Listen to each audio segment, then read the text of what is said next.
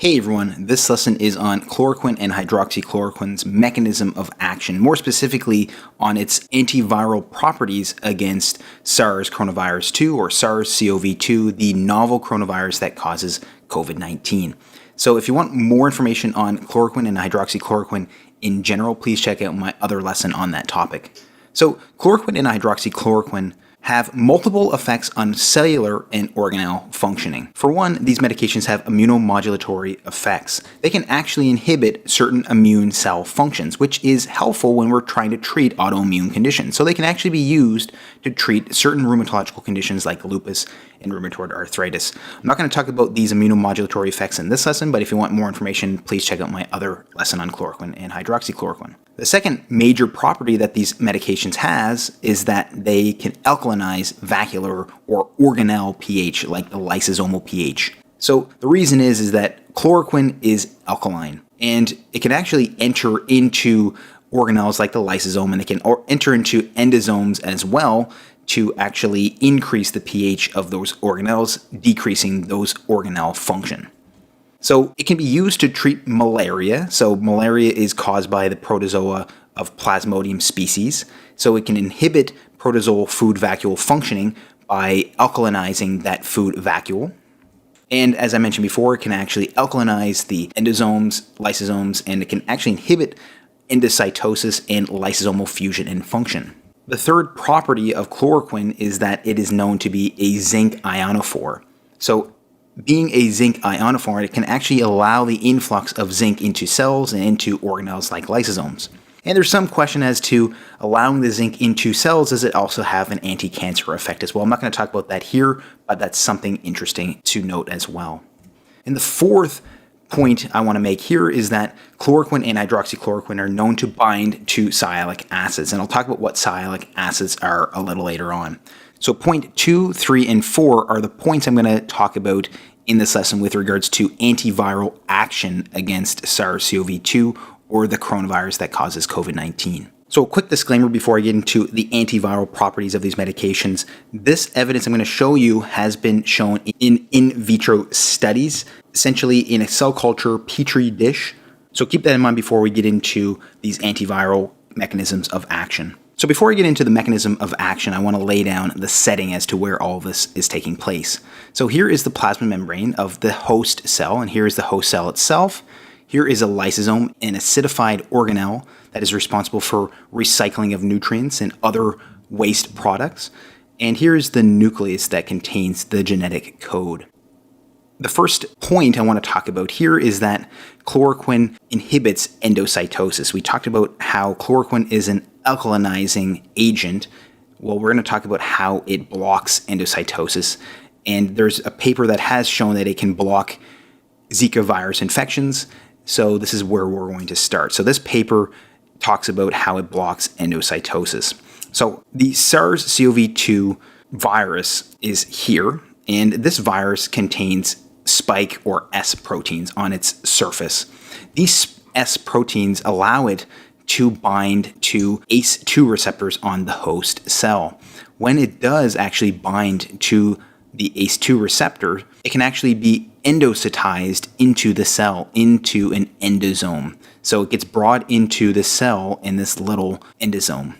That endosome will eventually transverse through the cytosol and fused to a lysosome, where the virus can enter into the lysosome and exit the lysosome, allowing it to infect the cell. So with regards to chloroquine, chloroquine can block this process through entering into the cell, and it can actually permeate into endosomes and the lysosome, allowing it to alkalinize the endosome and lysosome, which means that it can increase the pH of the endosome and lysosome, preventing it from being acidified. So those lysosomes and endosomes are not acidic the way they are supposed to be. So they become less functional or dysfunctional.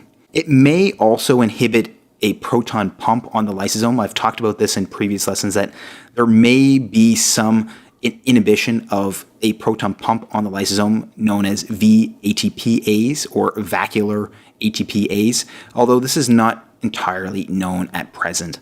Nevertheless, due to the alkalinization of endosomes and lysosomes, endocytosis, the process of endocytosis, bringing the virus into the cell, is actually inhibited. It's stopped. And the fusion of endosomes to lysosomes is also stopped. So this whole process whereby the virus can enter the cell and get in can be stopped or slowed down. So the way this happens again is that chloroquine increases endosomal and lysosomal pH, and in doing so decreases endosomal and lysosomal functioning. So it decreases or inhibits endocytosis. So the second point I want to make regarding chloroquine's antiviral properties is that chloroquine is a zinc ionophore. There's actually a paper published in PLOS ONE in 2014 indicating and showing evidence that chloroquine can act as a zinc ionophore. That means that chloroquine can allow the entry of zinc into a cell. So how does chloroquine actually do this? So without help, zinc cannot enter into a cell. It essentially bounces off of the cell membrane. But with chloroquine, it can actually attach to chloroquine, and chloroquine can actually guide it through the plasma membrane, allowing zinc to enter into the cell. So why is all of that important? So the reason that all of that is important is that there's a study showing that zinc inhibits coronavirus and arterivirus RNA polymerase activity in vitro, and zinc ionophores block the replication of these viruses in cell culture. And this paper was published in 2010. So normally, when a virus enters, specifically an RNA virus, there's an RNA-dependent RNA polymerase, or RDRP. That RNA-dependent RNA polymerase will essentially make viral RNA. There's a lot of steps involved, but I won't get into all of those steps here. Nonetheless, this RDRP will produce viral RNA. It replicates the virus.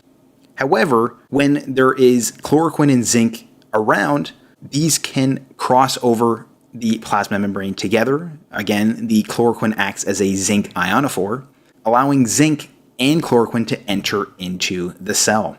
We talked about this before. Chloroquine has its effects on the endosomes and lysosomes, but this mechanism here more specifically has to do with the zinc. So as the chloroquine brings in zinc, the zinc concentrations in the cytosol increase, and the zinc can then act to inhibit this RNA-dependent RNA polymerase action. So it prevents that polymerase from making viral RNA. So it essentially stops the virus from replicating its genetic code. So it stops making viral RNA. So this study that I just showed actually shows that as zinc concentrations increase, viral RNA decreases. If you want to check out more on that, please check out that paper and look at some of their data. They show some interesting data. So again, as zinc concentrations increase, viral RNA decreases. That is the second mechanism. And the third point I want to make about chloroquine and hydroxychloroquine's antiviral properties is based on this newest article that is being published in April of 2020. So this article is entitled "Structural and Molecular Modeling Studies Reveal a New Mechanism of Action of Chloroquine and Hydroxychloroquine Against SARS-CoV-2 Infection." So what does this paper show? So it all has to do with the cell membrane around the ACE2 receptor. There's actually something called sialic acid that is attached to the cell membrane that is usually pretty close to the ACE2 receptor, although it can be on much of the cell membrane itself. Sialic acid is essentially just a little piece of sugar, and the spike protein, the S protein on the SARS-CoV-2 virus, can actually bind to the sialic acid as well. So these sialic acid residues actually can act like little receptors for the S proteins on the coronavirus as well. So what this paper shows is that chloroquine and hydroxychloroquine can actually bind to these sialic acid residues, preventing the S protein on the SARS-CoV-2 virus from binding to the sialic acid, and essentially preventing the binding of the virus to the ACE2 receptor as well. So the way that chloroquine binds to the sialic acid, it actually prevents proper binding of the SARS-CoV-2 virus to the ACE2 receptor. So this is another mechanism by which chloroquine and hydroxychloroquine can inhibit the SARS-CoV-2 virus from actually infecting a host cell. So again, the three ways that I talked about in this lesson are that chloroquine and hydroxychloroquine can alkalinize endosomes and lysosomes, preventing endocytosis, so preventing this process from occurring, can also allow the influx of zinc into the host cell.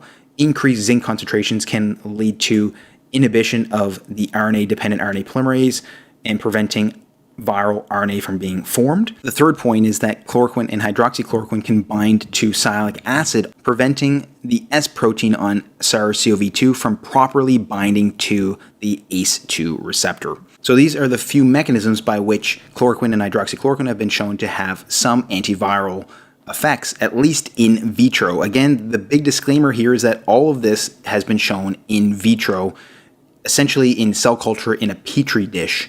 So this is far from being shown in human clinical trials. So keep that in mind when we look at this evidence so far. So I hope you found this lesson informative. If you did, please give it a thumbs up. Consider subscribing to the channel. Any and all support is greatly appreciated. And as always, thank you so much for watching, and I hope to see you next time.